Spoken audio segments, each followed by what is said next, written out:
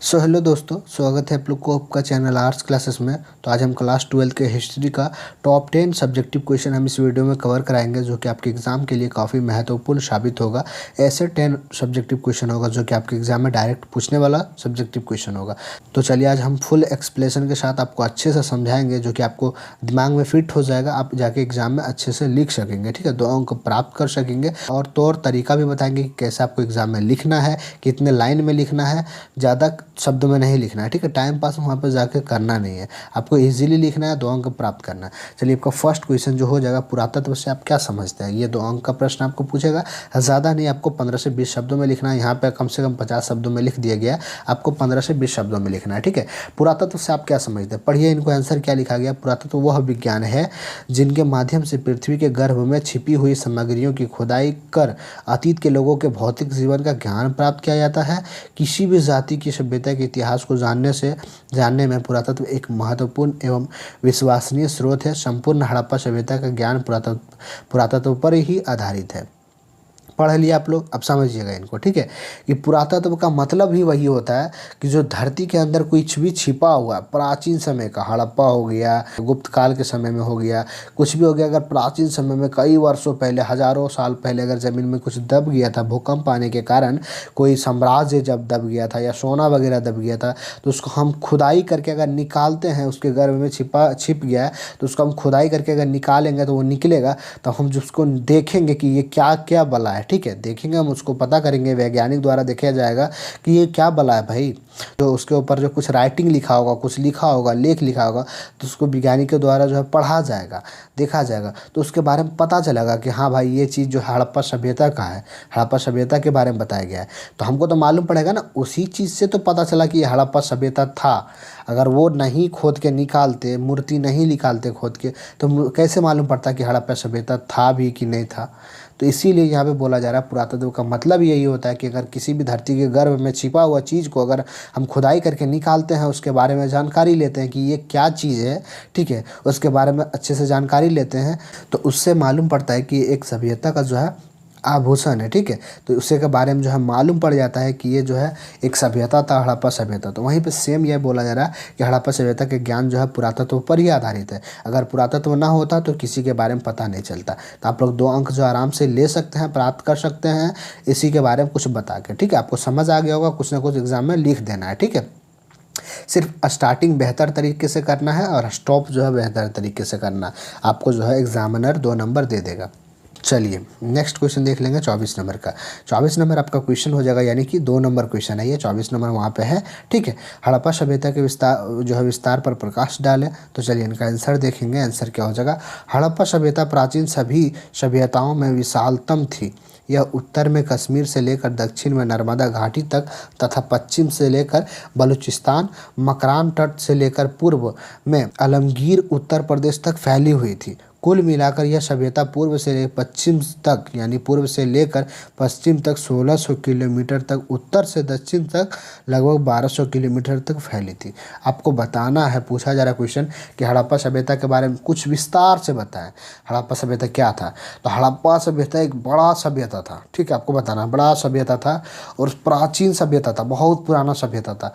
उस समय जो है यह सभ्यता कश्मीर से लेकर दक्षिण नर्मदा घाटी तक फैला हुआ था। समझिएगा, उत्तर से लेकर दक्षिण तक कहाँ फैला हुआ था, कश्मीर से लेकर यानी दक्षिण नर्मदा घाटी तक फैला हुआ था।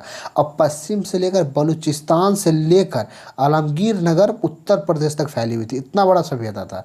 कुल मिलाकर यह सभ्यता जो है 1600, यानी कि पश्चिम से लेकर पूर्व तक जो है 1600 किलोमीटर दूर था। सबसे ज़्यादा लंबा था तो अगर पश्चिम से पूरब था, 1600 किलोमीटर दूरी था, और जो है उत्तर से दक्षिण कितना था, तो 1200 किलोमीटर तक फैला हुआ था। इतना ही आप लोग लिखेंगे, 2 नंबर आपको मिल जाएगा। ठीक है, समझ आ गया होगा आपको। चलिए अगला क्वेश्चन देख लेंगे, 25 नंबर का, यानी आपका तीसरा क्वेश्चन।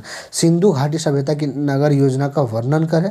आपको अथवा में भी क्वेश्चन पूछा जा रहा है, हड़प्पा सभ्यता के नगर नियोजन निर्माण की प्रमुख विशेषताओं का वर्णन करें। दोनों क्वेश्चन एक ही है, सिर्फ आपको एग्जामिनर जो है घुमा के पूछता है, आप कंफ्यूज हो जाते हैं, उनके बारे में क्या बताना नहीं बताना आपको मालूम नहीं पड़ता है। ठीक है, सेम क्वेश्चन था, सिर्फ छोटा शब्द और बड़ा शब्द में खींच दिया इसको। चलिए इनका आंसर पढ़ लेंगे पहले। आंसर क्या हो जाएगा, हड़प्पा संस्कृति के नगर एक विशेष योजना के अनुसार बनाए गए थे। इन लोगों ने बिल्कुल सीधी 90 डिग्री के कोण पर काटती हुई सड़कों गलियों का निर्माण किया था। ठीक है, बराबर एकदम सेम टू सेम समतल 90 डिग्री के कोण पर काटने वाला जो है सड़क और गली निर्माण किया था। ठीक है, उनकी जो है दूसरा पॉइंट आपका हो जाएगा, उनकी जल निकासी की व्यवस्था काफ़ी शानदार थी। यानी कि जल निकालने का तौर तरीका जो अभी के ज़माने में जैसा चल रहा है ना, वैसे हज़ारों साल पहले जो है जल निकालता था। यानी कि नाली से जो है आपका गंदगी वाला कचरा वगैरह जो पानी जाता है घर से, तो साइड रोड के किनारे, सड़क के किनारे अगर नल नहीं लगा होता है और ढलाई करके नल झाँप दिया जाता है रोड के अंदर, तो उसी तरह उस समय भी जो है एकदम काफ़ी बेहतरीन तरीके से जो हड़प्पा सभ्यता में जल निकासी करने का व्यवस्था था। ठीक है, नालियाँ बड़ी सरलता से साफ़ हो सकती थी। ऐसा बनाता था कि नालियाँ जो है बड़ी सरल आसान से साफ़ हो सकता था। ठीक है, तीसरा आपका पॉइंट हो जाएगा, किसी भी भवन को अपनी सीमा से आगे नहीं बढ़ने दिया जाता था। यानी अगर अभी के ज़माने में देखते हैं ना, सरकार द्वारा जो है सड़क रहता है और सड़क के आगे आप अगर बिल्डिंग बना लेते हैं तो आपको जो है बिल्डिंग तोड़ दिया जाता है। उस समय जो है उसी सभ्यता में भी वही नियम लागू था। अभी के ज़माने में जैसा 2024 के ज़माने 2025 के ज़माने जैसा था कि जो है मतलब समझ लीजिए कि अगर सड़क के आगे बढ़ता था तो उसको घर को बनाने नहीं देता था। वहीं पर बोला जा रहा है आगे सीमा से आगे बढ़ने नहीं दिया जाता था, अर्थात क्या हो जाएगा, अनाधिकृत निर्माण नहीं किया जाता था। यही आपको बताना है, आपको हड़प्पा सभ्यता के नगर के बारे में कुछ वर्णन करना है। आपको 3 टॉपिक हम बताएं, आप 2 भी टॉपिक बताकर आपको 2 अंक मिल जाएगा। 2 भी टॉपिक याद रखेंगे 2 अंक मिल जाएगा। चलिए, आपका अगला इजी क्वेश्चन है, थोड़ा ध्यान से समझिएगा। ठीक है, क्वेश्चन आपका क्या हो जाएगा, हड़प्पा सभ्यता की जल निकास प्रणाली का वर्णन करें। हम आपको बताए थे अभी कि जल निकासी का बहुत अच्छा सुविधा था उस समय। ठीक है, हम आपको बताए भी थे, लेकिन थोड़ा और लंबे भाषण में बताना है क्योंकि 2 नंबर पूछ रहा है, सिर्फ पूछ रहा है कि जल निकास हड़प्पा सभ्यता में कैसे करता था। तो बहुत तौर तरीका था। चलिए हम इनका बताते हैं पढ़कर पहले। ठीक है, मोहनजोदड़ो की मुख्यतः विशेषता जल निकास जो है प्रबंध है।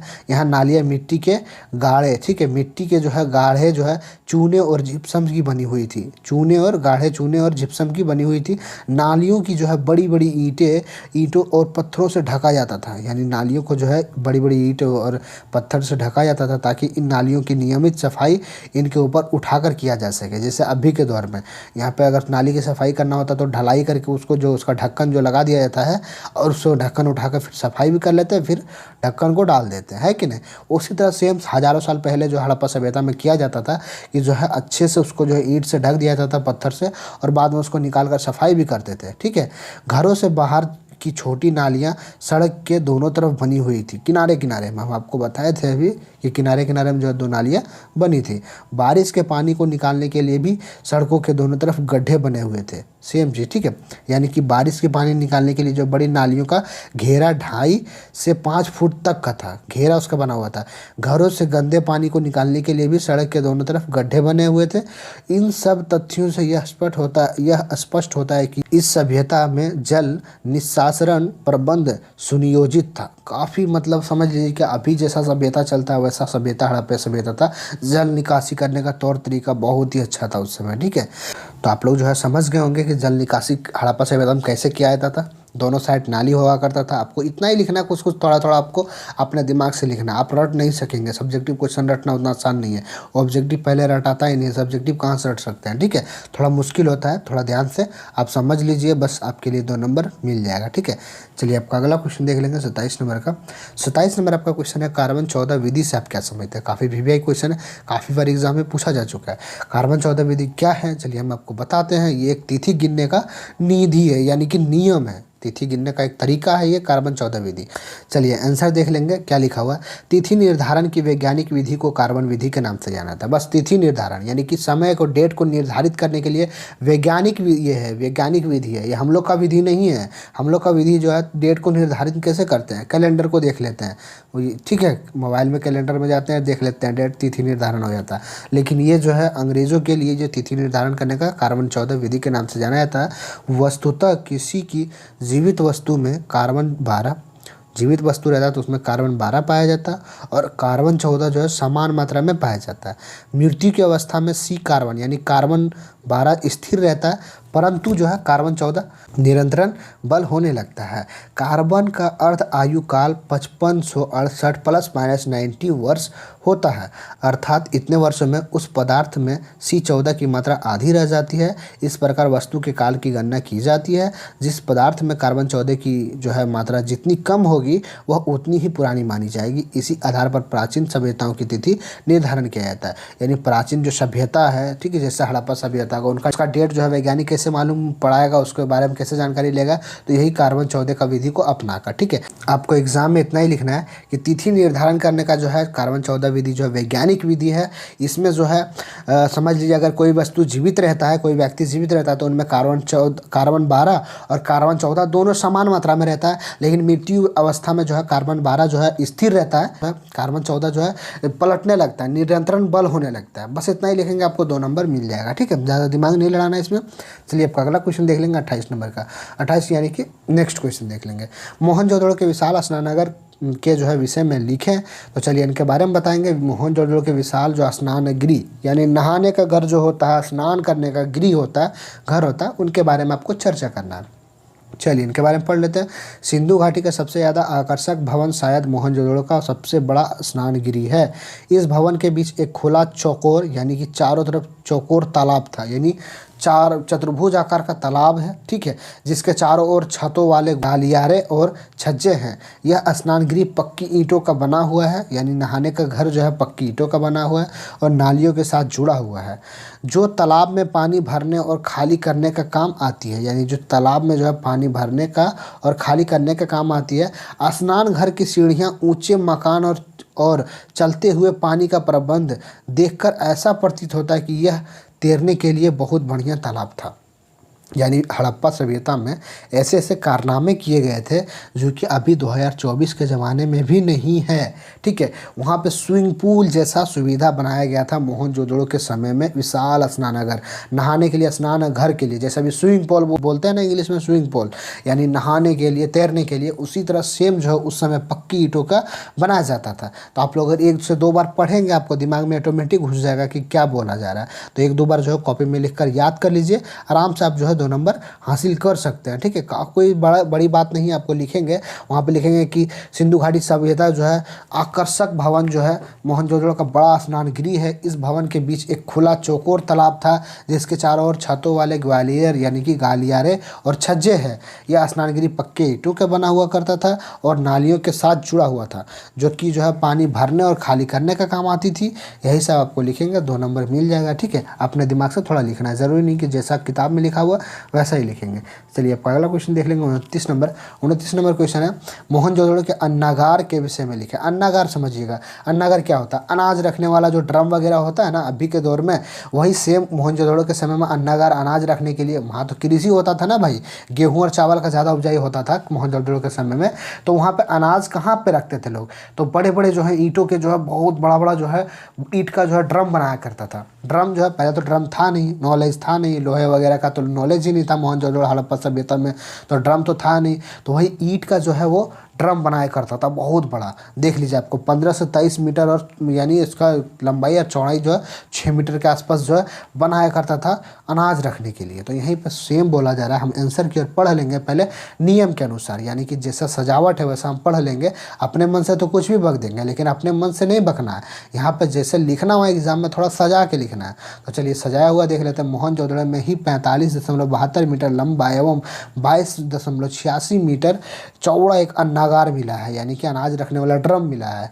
हड़प्पा के दुर्ग में भी 12 धान्य कोठार खोजे गए हैं। ये 2 कतारों में 6-6 की संख्या में, यानी कि हड़प्पा के दुर्ग में जो है, हड़प्पा के एक दुर्ग नाम स्थान है, वहाँ पे 12 जो है ड्रम खोजा गया, कोठार खोजा गया, जिसमें धान रखा जाता था। ठीक है, ये 6-6 भागों में यानी 6-6 संख्या में है, 12 है टोटल। कितना? 12 कोठार है, और 6-6 संख्या में अलग अलग है वो। ये धान्य कोठार ईंटों के चबूतरों पर है, यानी ईंटों के चबूतर होता ना है बिल्डिंग, उनके ऊपर ये सब रखा गया है। एवं प्रत्येक जो है प्रत्येक का आकार जो है 15 फीट यानी और गुना 6 फीट के आसपास है। 15 फीट लंबाई और 6 फीट चौड़ाई है, ठीक है। और नागार में हवा जाने की व्यवस्था थी, यानी जिसमें जो है ड्रम में जो है चावल वगैरह रखा करता था, उसमें हवा भी जाने की सुविधा थी, तब ना चावल खराब नहीं होगा, गेहूँ खराब नहीं होगा, तो हवा जाने की सुविधा थी। नगार का जो है सीढ़ी आकार जो है प्रकार हवा आने जाने की व्यवस्था तथा इनमें अन्न भरने की व्यवस्था निस्संदेह उच्च कोटि की थी। आपको समझ आ गया, आशा करता हूँ कि समझ आ गया होगा, क्योंकि वहाँ अनाज रखने का जो है लंबाई वगैरह याद रख लेना कि कितना बड़ा ड्रम था और कितना ड्रम मिला था हड़प्पा में, बस आपको 2 नंबर मिल जाएगा। चलिए अगला क्वेश्चन देख लेंगे। अगला क्वेश्चन आपका 30 नंबर आपका क्वेश्चन हो जाएगा। मौर्यकालीन इतिहास के प्रमुख स्रोतों का उल्लेख कीजिए। चलिए इनका जो है तौर तरीके से आंसर पढ़ लेंगे पहले, उसके बाद इसके बारे में बताया जाएगा। चलिए इनका आंसर देख लेंगे। मौर्यकालीन इतिहास की जानकारी हेतु हमारे पास साहित्यिक एवं पुरातात्विक दोनों प्रकार के स्रोत हैं। अगर मौर्यकालीन के बारे में जानकारी हेतु हमारे पास साहित्यिक एवं पुरातात्विक दोनों प्रकार के स्रोत हैं। साहित्यिक स्रोतों में कौटिल्य का अर्थशास्त्र है, मेगास्थनीज का इंडिका लिखा हुआ है, विशाखदत्त की मुद्रा राक्षस महत्वपूर्ण है। तो पुरातात्विक स्रोतों में अगर अशोक के शिलालेख है, स्तंभ लेख कुम्हारार के अवशेष महत्वपूर्ण एवं विश्वसनीय जानकारी प्रदान करते हैं। इतना ही लिखेंगे, आपको 2 नंबर मिल जाएगा। समझिएगा क्वेश्चन को, हम डिटेल में समझाते हैं आपको।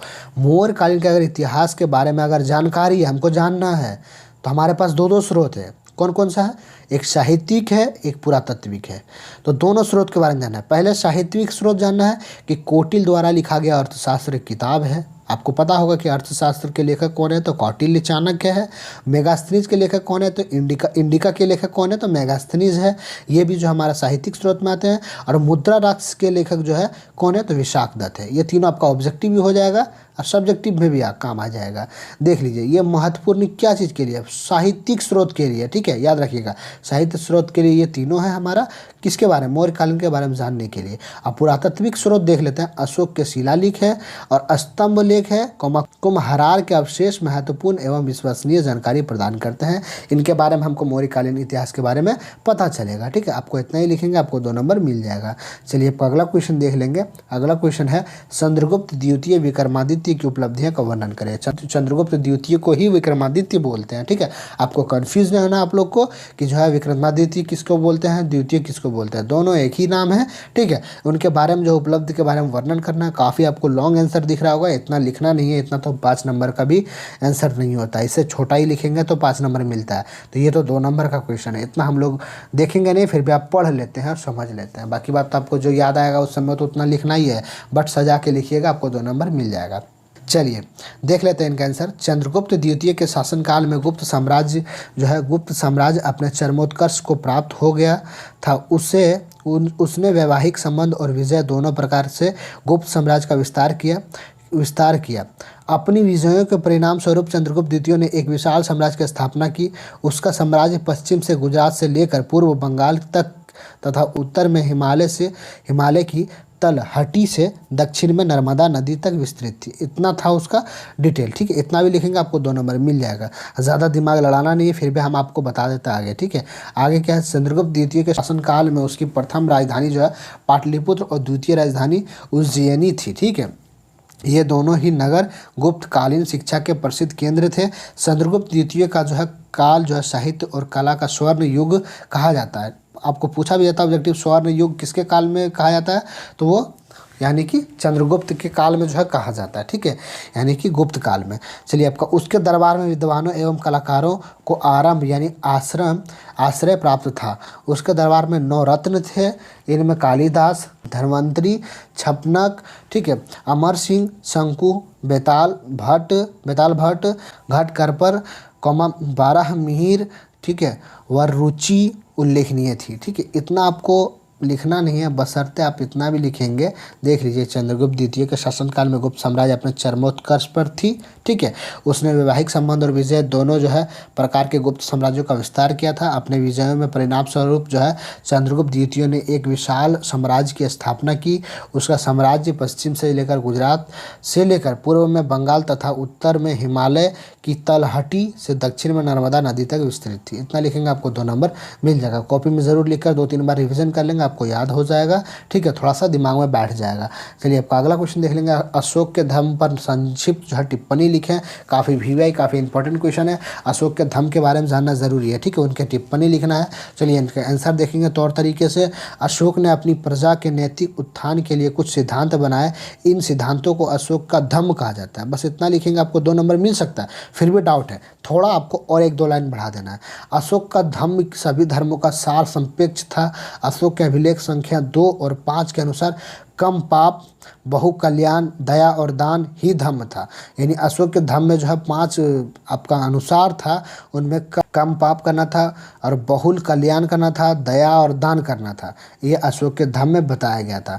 तो देख लीजिए आप लोग यहाँ से पढ़िए। अशोक ने अपनी प्रजा के नैतिक उत्थान के लिए, अपने प्रजा के लिए नैतिक उत्थान के लिए कुछ सिद्धांत बनाए थे। यही सब सिद्धांत था कि कम पाप, हर जगह बहुल कल्याण, दया और दान, यही सब जो है आपको सिद्धांत बनाए थे। इन सिद्धांतों को ही अशोक का धम्म कहा जाता है। आप लोग लिख सकेंगे आराम से, 2 नंबर आपको मिल जाएगा, ठीक है। याद कर लीजिए, इन कॉपी में लिख कर ही याद कर लीजिए। चलिए इनके बारे में थोड़ा सा और डिटेल दिया गया है। सार्वभौमिकता, अहिंसा, सहिष्णुता, नैतिकता अशोक के धर्म की विशेषताएं हैं। फर्स्ट आपका हो जाएगा सार्वभौमिकता। अशोक धर्म एक सार्वभौम धर्म था, क्योंकि इनमें जो है इसमें उन सभी अच्छे गुणों का समावेश था जो सभी धर्म के समान रूप से देखने को मिलता है। उसका धर्म विशेष धर्म ना, किंतु नैतिकता के सिद्धांतों का संग्रह मात्र था। दूसरा आपका अहिंसा हो जाएगा। अहिंसा अशोक के धर्म में जो है धर्म की एक प्रमुख विशेषता थी। उसके धर्म में न केवल मनुष्य वरन पशुओं की हत्या का भी निषेध था। यानी कि अशोक के जो धर्म था, नियम था, उनमें अहिंसा करना बिल्कुल पाप था। यानी हिंसा करना बिल्कुल पाप था। अहिंसावादी बन के रहना, जैसे महात्मा गांधी रहे थे। यानी कि अगर वहाँ पक्षी भी मारेंगे तो आपके ऊपर आरोप लग सकता है। ऐसा वहाँ अशोक का धर्म था। ये उनकी विशेषता हो गई। आप लोग अगर विशेषता पूछे तो विशेषता भी बताना पड़ेगा। अगर पूछ दे तो, नहीं पूछे तो कोई ज़रूरी नहीं है। उनके अशोक के बारे में, धर्म के बारे में बताएंगे, आपको 2 नंबर मिल जाएगा। चलिए लास्ट क्वेश्चन देख लेंगे। 33 नंबर का आपका 10वां क्वेश्चन। मौर्य प्रशासन की जानकारी दें। चलिए इनके जानकारी जो है तौर तरीके से पढ़ेंगे। काफ़ी लॉन्ग क्वेश्चन, आपको आंसर दिख रहा होगा, बट इतना लिखना नहीं है। कहीं पे भी एक स्टॉपेज कर देना है। जहाँ पे देखेंगे कि हाँ ये लाइन स्टॉपेज के लायक है, वहाँ पे कर देंगे, ठीक है। चलिए आंसर देखेंगे। राजा राज्य का प्रधान होता था। उसके पास न्यायिक, विधायी और कर्मचारी जो है कर्मकारी, तीनों प्रकार की शक्तियाँ होती थी। राजा यानी शासन यानी अध्यादेश जारी करता था। राजा अपनी मनमानी नहीं कर सकता था। उस देश के कानून विधि को मानना पड़ता था जिसे विधि निर्माता बनाते थे, और उसे देश की प्रथाओं तथा रूढ़ियों के अनुसार शासन चलाना होता था। इतना देखिए लिखेंगे, आपको 2 नंबर मिल जाएगा। यहाँ से लेकर यहाँ तक चलाना होता था। फिर भी जो है थोड़ा पढ़ लेना जानकारी के लिए, बहुत ही यानी फ़ायदेमंद होता है। हो सकता है ये लाइन हमको याद ना रहे, ये लाइन याद रहे, इजी लगे। देख लीजिए, राजा मंत्री यानी मंत्री परिषद की सहायता से शासन करता था। इसके अतिरिक्त कुछ अधिकारी भी होते थे जिन्हें अध्यक्ष कहा जाता था। कौटिल्य ने अनेक प्रकार के अध्यक्षों का उल्लेख किया है, जैसे स्वर्ण अध्यक्ष, भंडार अध्यक्ष, वाणिज्य अध्यक्ष। उसी प्रकार कृषि, जालपोता, गायों, घोड़ों, ठीक है, हाथियों, रंथों, पैदल सेना, नगर आदि के भी अलग अलग अध्यक्ष होते थे। सबका यानी कि अलग अलग अध्यक्ष होता था। हर चीज़ का, हर वस्तु का अलग अलग अध्यक्ष होता था। मौर्य प्रशासन में युक्त पदनाम वाला अधिकारी होता था, ठीक है, जो संभवतः राजा, यहाँ पे बोला जा रहा है संभवतः राजा के राजस्व का प्रभारी होता था, और राजुक जमीन के माप और सीमा निर्धारित करने वाला अधिकारी होता था। आप लोग यहाँ से लेकर यहाँ तक जो है कॉपी में ज़रूर लिख लेंगे और एक दो बार पढ़ेंगे। पढ़ने से क्या होता है, इंसान को जो है मालूम पड़ता है कि हाँ भाई बोला क्या जा रहा है वहाँ पे, ठीक है। फिर भी हम आपको समझा देते हैं, यहाँ से ही यहाँ तक ही समझाते हैं, क्योंकि इतना ही आपको लिखना है, ज़्यादातर लिखना नहीं है, ठीक है। देख लीजिए, राज्य जो मौर्यकालीन प्रशासन के बारे में जानकारी लिखना है, तो राजा जो है राज्य का प्रधान होता था। ये तो सबको पता है कि मौर्य साम्राज्य में जो है राजा राज्य का प्रधान होता था। उसके पास न्यायिक, विधायी और कर्मकारी जो है 3 प्रकार की शक्तियाँ होती थी। राजा शासन यानी अध्यादेश जारी करता था। राजा अपनी मनमानी नहीं कर सकता था। मौर्य प्रशासन में जो है राजा अपने मनमानी नहीं कर सकता था। उसे देश के कानून विधि को मानना पड़ता था, जिसे विधि निर्माता बनाते थे, ठीक है। विधि निर्माता बनाने वाला बनाता था, उस राजा को मानना पड़ता था, और उसे देश की प्रथाओं तथा रूढ़ियों के अनुसार शासन चलाना होता था। इतना ही आपको लिखेंगे, 2 नंबर मिल जाएगा, ठीक है। आशा करता हूँ कि आप लोग को जो समझ आ गया होगा। अगर किसी भी सब्जेक्टिव में आपको अगर डाउट हो रहा है तो ये बेशक जो है कमेंट करके बता सकते हैं। हम जो कोशिश करेंगे फिर से उस सब्जेक्टिव को समझा दें अगले वीडियो में, ठीक है। तो आप लोग कमेंट करके बताएंगे कि कौन सा सब्जेक्टिव में आपको प्रॉब्लम हुआ। अगर नहीं हुआ तो आप लोग जो है नेक्स्ट वीडियो अगर किस चीज़ का चाहिए, ऑब्जेक्टिव का चाहिए, हिस्ट्री का या सब्जेक्टिव का चाहिए, या तो आप अलग सब्जेक्ट लिए हैं, सोशोलॉजी लिए हैं, होम साइंस लिए हैं, या तो होम साइंस का सब्जेक्टिव चाहिए या सोशोलॉजी का सब्जेक्टिव का वीडियो चाहिए, ऑब्जेक्टिव का कुछ भी अगर आपको किसी में डाउट हो रहा है, किसी में दिक्कत हो रहा है, तो आप लोग कमेंट करके बताइए। हम नेक्स्ट कोशिश करेंगे कि उसी टॉपिक पर वीडियो बना देंगे, ठीक है। तो जो अभी तक जो है चैनल को सब्सक्राइब नहीं किया तो प्लीज़ आपसे रिक्वेस्ट है कि चैनल को सब्सक्राइब कर लीजिए। इसी तरह आर्ट्स की तैयारी जो इस चैनल पे कराया जाता है, तो चैनल को सब्सक्राइब कर लीजिए और वीडियो को अपने दोस्तों के पास ज़रूर शेयर कर दीजिए ताकि जो उनको भी काफ़ी हेल्प हो सके सब्जेक्टिव क्वेश्चन में, ठीक है। तो मिलते हैं अगले वीडियो में, तब तक के लिए जय हिंद, जय भारत।